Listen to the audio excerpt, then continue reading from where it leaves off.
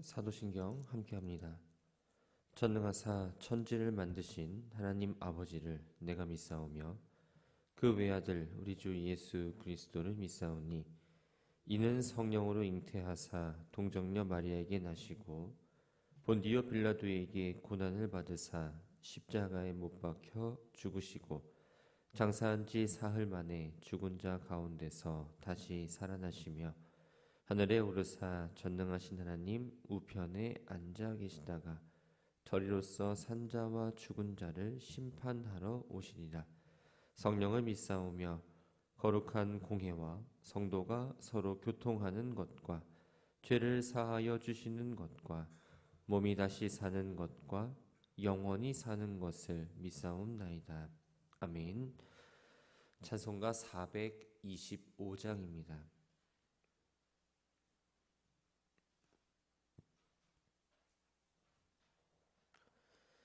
찬송가 425장 찬양합니다.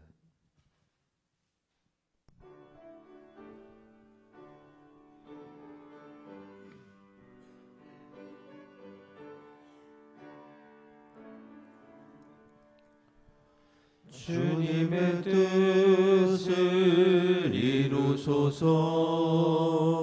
고요한 중에 기다리니 진흙과 같은 날 빚으사 주님의 형상 만드소서. 주님의 뜻을 이루소서. 주님 발 앞에 엎드리니 나의 맘속을 살피시사 눈보다 희게 하옵소서. 주님의 뜻을 이루소서. 병들어 몸이 피곤할 때 권능의 손을 내게 펴사 강건케 하여 주옵소서. 주님의 뜻을 이루소서. 온전히 나를 주장하사 주님과 함께 동행함을 만민이 알게 하옵소서.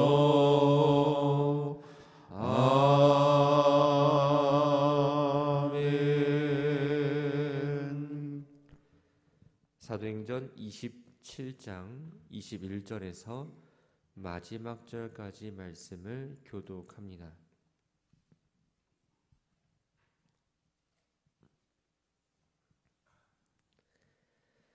사도행전 27장 21절 말씀입니다. 여러 사람이 오래 먹지 못하였음에 바울이 가운데 서서 말하되 여러분이여 내 말을 듣고 그레네에서 떠나지 아니하여 이 타격과 손상을 면하였더라면 좋을 뻔하였느니라. 내가 너희를 권하노니 이제는 안심하라. 너희 중 아무도 생명에는 아무런 손상이 없겠고 오직 배뿐이라. 내가 속한 바 곧 내가 섬기는 하나님의 사자가 어젯밤에 내 곁에 서서 말하되 바울아 두려워하지 말라. 내가 가이사 앞에 서야 하겠고 또 하나님께서 너와 함께 항해하는 자를 다 내게 주셨다 하였으니 그러므로 여러분이여 안심하라. 나는 내게 말씀하신 그대로 되리라고 하나님을 믿노라. 그런즉 우리가 반드시 한 섬에 걸리리라 하더라. 열 나흘째 되는 날 밤에 우리가 아드리아 바다에서 이리저리 쫓겨가다가 자정쯤 되어 사공들이 어느 육지에 가까워지는 줄을 짐작하고 물을 재어보니 20길 되고 조금 더 다시 재니 15길이라. 암초에 걸릴까 하여 고물로 닷넷을 내리고 날이 새기를 고대하니라. 사공들이 도망하고자 하여 이 물에서 닷을 내리는 채 하고 거룻배를 바다에 내려놓거늘 바울이 백부장과 군인들에게 이르되 이 사람들이 배에 있지 아니하면 너희가 구원을 얻지 못하리라 하니 이에 군인들이 거룻줄을 끊어 떼어 버리니라.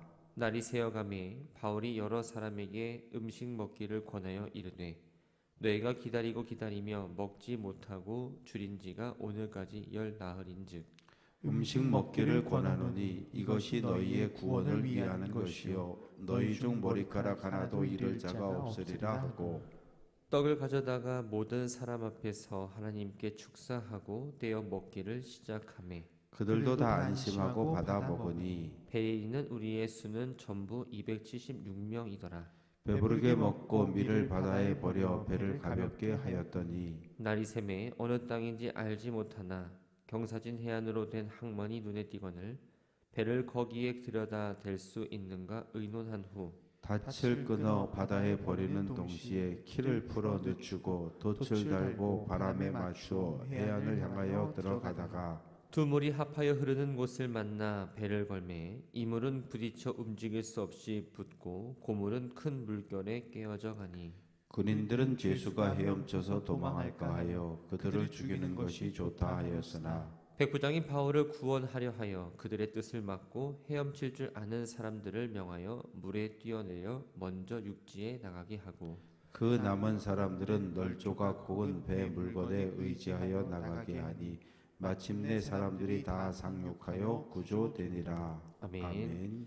번제예물 이시환, 진하온, 정덕수, 이혜연, 정현우, 정현태, 정덕진, 정명기, 김성민, 비, 곽희재, 여정화, 권혁준, 권순범, 권수아, 이서준, 이여준, 이가영 주님께 힘을 드렸습니다.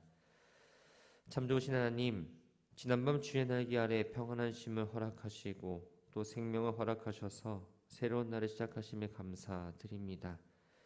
쌀쌀한 새벽 공기를 맞으며 주의 전으로 나왔습니다. 찬양의 가사처럼 내 뜻이 아니라 주님의 뜻이 이루어질 수 있도록 기도로 준비하게 하시고 주님이 나를 주장하셔서 주님과 함께 동행하는 삶을 살아가게 하옵소서. 찬양을 통해서 주님을 향한 마음을 고백했습니다. 말씀을 받을 준비를 했고 말씀을 읽으면서 주실 말씀을 기다립니다. 사람의 말이 아니라 하나님의 음성으로 받아들이고 그저 흘려듣지 않으며 들으라 말씀하신 하나님 명령대로 말씀을 마음에 새기고 살아가게 하옵소서. 주님 앞에 예물을 올려드립니다. 가족과 자녀 손들의 이름으로 봉헌하며 기도합니다. 각자를 향한 기도의 제목 또한 들어주시고 오늘 하루 주님의 계획 가운데에 이들을 이끌어주시고 보호하여 주옵소서. 예수님의 이름으로 기도합니다. 아멘.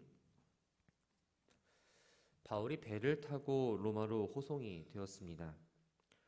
가이사랴를 출발한 배는 어려움 끝에 미항이라는 곳에 정박하게 됩니다. 미항에 도착한 때는 유대인의 절기인 대속제일이 훨씬 지난 겨울철입니다. 겨울철은 항해하기가 적절하지 못한 시기이니 바울은 이 미항에서 겨울을 나기를 주장합니다. 하지만 선장과 선원들은 항해를 계속해서 베닉스라는 곳에서 겨울을 나길 원했습니다. 최종 결정권자였던 이 백부장은 죄수에 불과한 바울의 말보다는 경험이 많은 선장과 선원들의 말을 더 신뢰했고 항해를 강행하였습니다. 물론 이 항해는 순조롭게 진행되었지만 얼마 지나지 않아서 유라굴로라는 광풍을 만나게 됩니다. 이 광풍 앞에서 선장과 선원들은 아무것도 할 수 없었습니다. 바람이 부는 대로 이리저리 밀리고 쫓겨갈 따름이었죠. 배의 무게를 조금이라도 줄여보고자 실었던 짐들을 바다에 버리기도 했고 또 배의 장비를 버리기도 했지만 상황은 조금도 호전될 기미를 보이지 않았습니다. 당시에는 지금처럼 나침반이 없었습니다. 해와 별과 달이 이 유일하게 항해를 하는데 길잡이 역할을 했는데 폭풍우 때문에 해와 별을 며칠간 볼 수 없었고 그러다 보니 자신들이 지금 어디에 표류해 있는지 알 수가 없었습니다. 모든 사람이 낙심했고 구원에 대한 희망이 거의 사라진 거나 마찬가지였죠.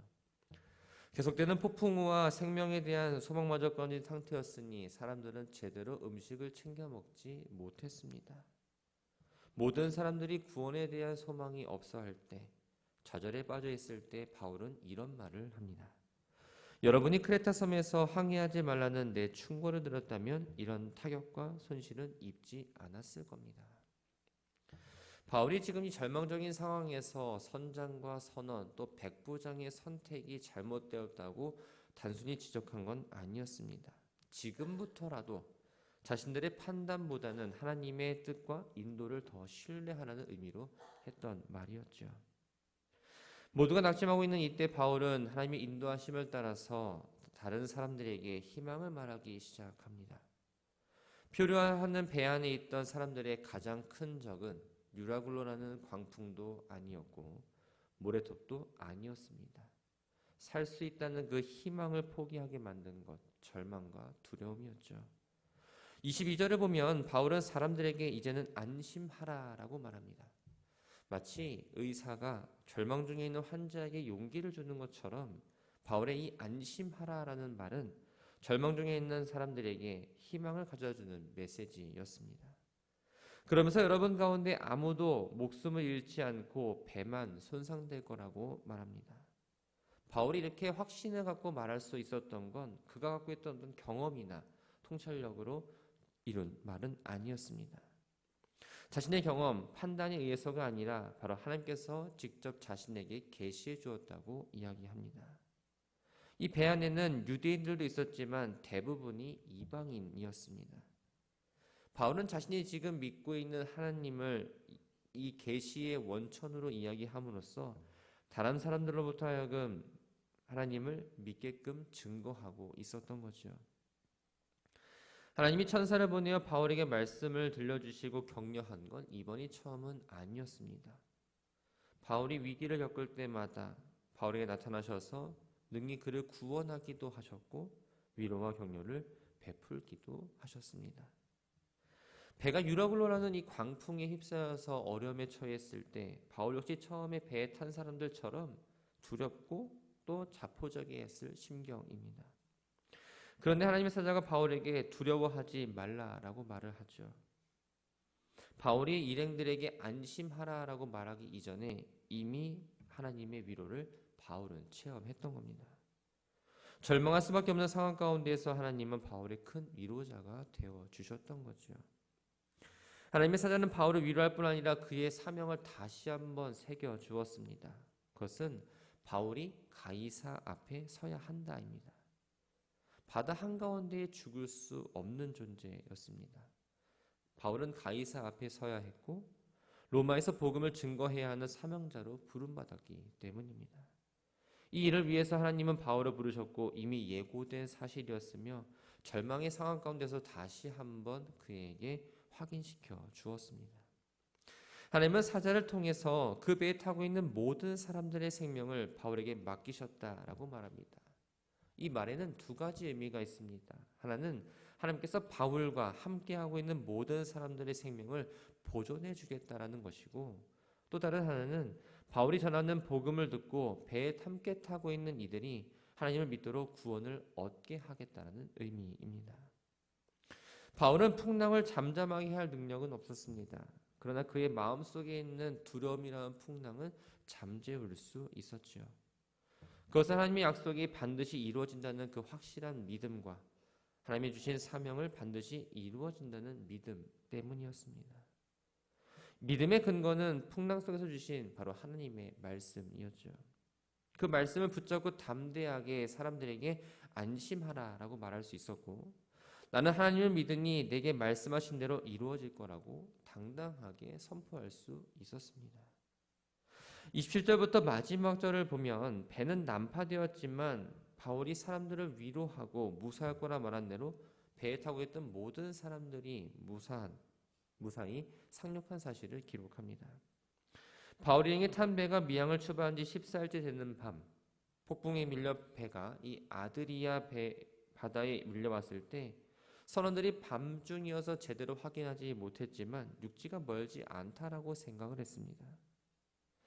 사공들은 짐작한 게 확실한지 확인해 보기 위해서 납덩이를 던져 배가 위치하고 있는 곳에 그 밑에 수심을 측정하게 됩니다.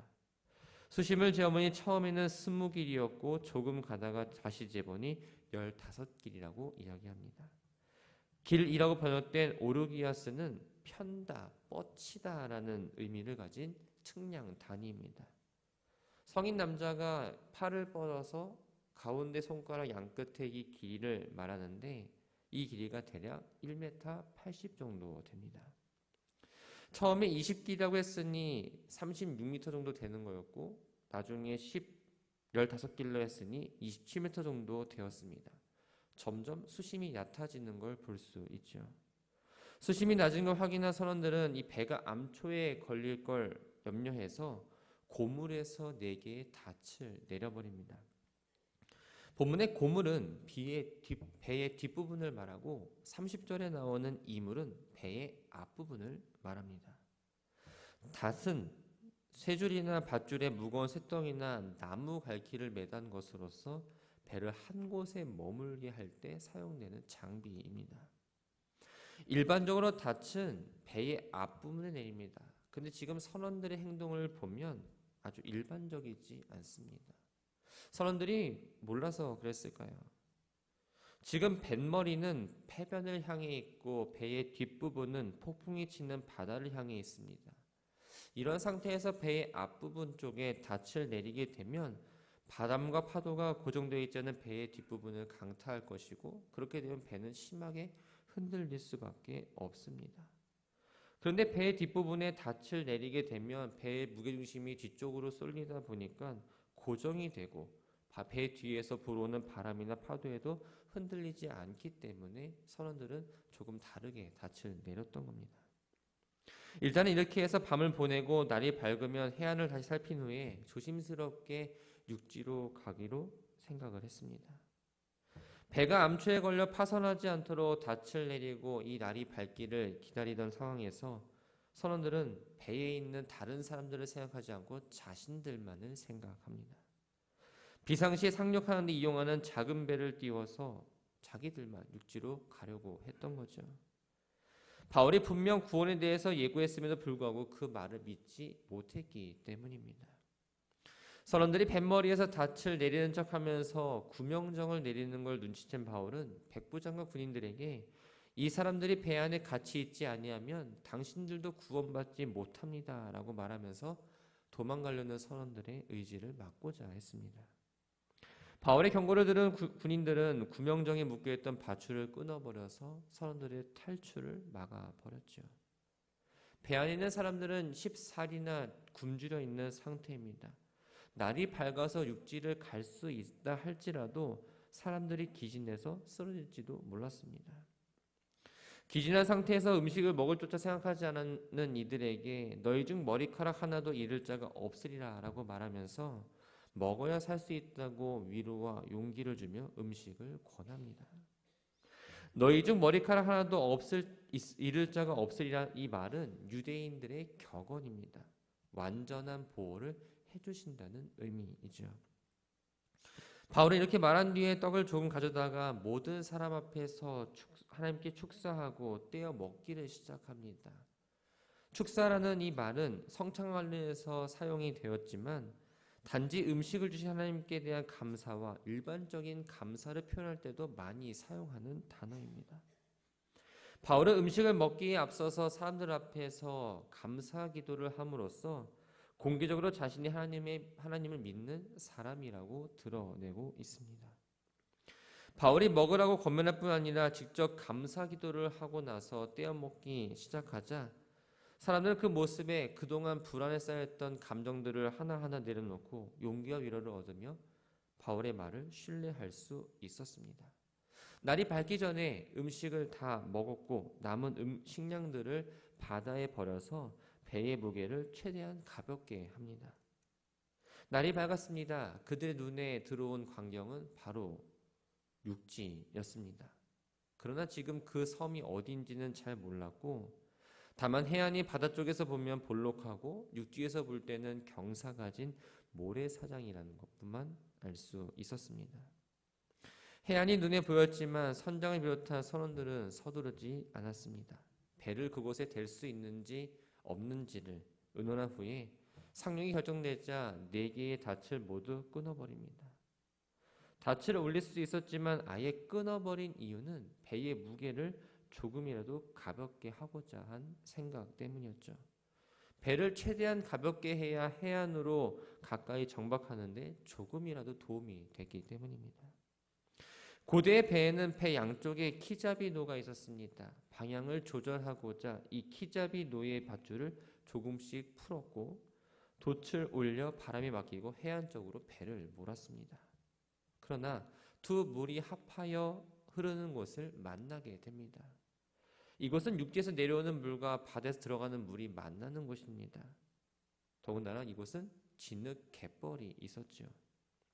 두 물이 합쳐지는 곳은 무엇이든 빨아들이려는 힘이 있었기 때문에 배의 앞부분이 지금 갯벌에 빠질 수밖에 없었습니다. 갯벌에 빠짐으로써 더 앞으로 나아갈 수도 없었고 또 뒤로 갈 수도 없었고 배 뒷부분은 파도가 자꾸 때리면서 조금씩 배가 난파되기 시작합니다. 배 안은 그야말로 아수라장입니다. 그런데 군인들이 죄수들이 헤엄쳐 도망가지 못하도록 죽일 계획을 하고 있었습니다. 보통 죄수들이 호송될 때에는 도망가지 못하도록 쇠사슬을 묶고 있습니다. 그런데 이러한 계획을 한 걸 보면 아마도 짐을 버릴 때 이들이 동원됐을 수도 있고 바울을 비롯한 죄수들이 상대적으로 자유로운 상태에 있었다는 사실을 알 수 있었습니다. 그러니 충분히 마음만 먹으면 이 배에서 탈출할 수 있었던 거죠. 당시 로마법에 의하면 죄수가 도망가면 죄수를 지키던 그 병사가 죄수의 벌을 대신 받는다는 규정이 있었습니다. 그래서 베드로가 옥을 탈출할 때 베드로를 지키던 파수꾼이 사형을 당했고 바울이 옥에서 도망쳤다고 생각한 간수가 자살을 시도하려는 이유도 바로 이 규정 때문이었습니다. 군인들의 생각에는 통제가 불가능한 상황에서 죄수를 눈뜨고 놓치느니 차라리 그들을 죽여버리는 게 낫다라고 생각을 했던 겁니다. 심한 풍랑에도 불구하고 하나님의 은혜로 살아남은 바울에게 다시 한번 죽음의 위기가 찾아왔습니다. 죄수들을 죽이자는 군인들의 말에 백부장이 승인하면 바울도 죽을 수가 있었던 거죠. 그러나 백부장은 바울의 목숨을 살려줄 생각에 군인들의 뜻을 막았습니다. 오히려 헤엄칠 줄 아는 사람들은 먼저 육지로 헤엄쳐 가라고 명령을 합니다. 백부장의 명령에 따라 헤엄칠 줄 아는 군인과 죄수들은 또 승객들은 헤엄쳐 육지로 갔고 나머지 사람들은 부서진 배의 파편을 이용해서 육지로 들어갑니다. 배는 다시 복구되기 어려울 정도로 완전히 파손되었지만 바울이 말한 대로 276명의 사람들은 모두 살았고 안전하게 섬에 상륙할 수 있었습니다. 말씀을 정리합니다. 선장과 선원들 또 배에 탄 승객들은 순풍을 만날 때는 여유로웠지만 광풍을 만났을 때는 어찌할 바 몰라 했습니다. 가장 먼저 드는 마음은 낙심이었죠. 우리의 인생은 마치 바다 위에 있는 배와 다르지 않습니다. 순풍을 만날 때도 있고 광풍을 만날 때도 있습니다. 그런데 환경에 얽매여 세상 사람들처럼 순풍 때 기뻐하고 광풍을 만났을 때 낙심하는 것에 머물러서는 안 됩니다. 바울은 풍랑 속에서도 하나님의 약속은 반드시 이루어진다라는 믿음이 있었고 하나님이 계획하신 건 믿음으로 이루어진다라는 그 마음이 있었습니다. 믿음의 근거는 바로 하나님의 말씀입니다. 하나님 믿는 우리는 눈에 보이는 것만 의지해서는 안 됩니다. 당장 눈에 보이는 게 없고 변화할 기미가 없어 보여도 하나님 말씀에 대한 확신을 갖고 폭풍 가운데서도 평안하고 소망을 품을 수 있는 믿음이 우리들에게는 필요합니다. 같은 고난을 당했지만 반응은 모두가 달랐습니다. 선원들은 자신만 살고자 더 악해졌고 바울은 여전히 하나님을 신뢰했으며 백부장은 바람직한 방향으로 변화된 모습을 보입니다. 이처럼 고난은 사람들을 더 망가뜨리거나 혹은 더 거룩하게 만들거나 단단하게 세우기도 합니다. 고난을 대하는 우리들의 자세는 어떠한지요? 낙심과 절망이 아니라 바울처럼 하나님 주신 그 말씀을 믿고 하나님의 일하심을 기대하며 나아가는 성도 되기를 바랍니다. 내 힘으로 하는 것이 아니라 내 힘으로 하기 때문에 가장 먼저 낙심할 수밖에 없습니다. 하나님의 계획 가운데 모든 것들이 이루어지고 있고 하나님이 나와 늘 함께 하시고 새 힘을 주시고 또 동행하신다는 그 믿음을 가지며 오늘 한 날도 살아가 승리하는 우리 모두가 되기를 주님의 이름으로 축원합니다. 사랑의 하나님, 고난당한 이들의 모습은 모두가 달랐습니다. 낙심 가운데 머문 이가 있었습니다. 더욱 악해진 이들도 있었고 하나님 말씀을 붙잡고 믿음으로 나아간 이들도 있었습니다. 말씀을 통해서 고난을 만났을 때 내 모습이 어떠했는가를 돌아봅니다. 뜻하지 않게 찾아오기에 당황해하고 어찌할 바 몰라 낙심하며 늘 그 상황에 젖어 있었습니다. 주님을 믿는다고 고백하지만 믿는 자로서의 모습을 보이지 못했고 고난을 바라보는 눈과 고난을 마주하는 태도가 사람들과 다르지 않았습니다. 하나님께서 우리들의 마음 가운데 변화를 주셔서 고난을 바라보는 눈이 변화되게 하시고 고난을 마주할 때 하나님 말씀을 붙잡고 언제나 하나님 말씀이 이긴다라는 걸 기억하면서 말씀을 더욱 의지하게 하옵소서. 우리의 삶의 근거를 하나님 말씀에 두고 믿음을 지키며 주어진 믿음의 길을 걸어가기를 소망합니다. 눈을 떠 새로운 시간을 살아갈 수 있도록 허락해 주셔서 감사를 고백하지만 변화의 기미조차 보이지 않는 상황을 또다시 살아간다는 그 두려움과 답답함이 있습니다. 주님께서 우리들에게 담대함과 평안함을 허락해 주옵소서. 두려움을 없게 하시고 주님께서 길을 열어주셔서 답답함을 덜어내게 하옵소서. 어렵고 힘든 상황 가운데 있지만 그럼에도 불구하고 감사를 찾으며 감사를 고백함으로 성숙한 신앙을 세워가는 믿음의 성도들 되게 하옵소서. 오늘은 수요 기도회가 있는 날입니다.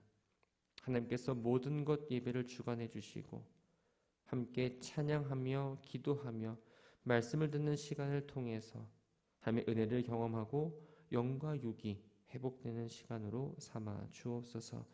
이 시간 주님의 말씀을 듣고 주님의 이름을 부르며 기도합니다. 목소리 높여 간절히 기도하는 그 음성에 귀 기울여 주시며 하나님께 내 생각을 주장하는 기도가 아니라 하나님의 뜻을 묻는 기도가 되게 하시고 주님의 음성에 귀 기울이며 그 말씀에 순종하는 기도자들이 되게 하옵소서. 예수님의 이름으로 기도합니다. 아멘. 하늘에 계신 우리 아버지여, 이름이 거룩히 여김을 받으시오며 나라가 임하시오며 뜻이 하늘에서 이루어진 것 같이 땅에서도 이루어지이다. 오늘 우리에게 일용할 양식을 주시옵고 우리가 우리에게 죄 지은 자를 사하여 준 것 같이 우리의 죄를 사하여 주시옵고 우리를 시험에 들게 하지 마시옵고 다만 악에서 구하시옵소서. 나라와 권세와 영광이 아버지께 영원히 있사옵나이다. 아멘.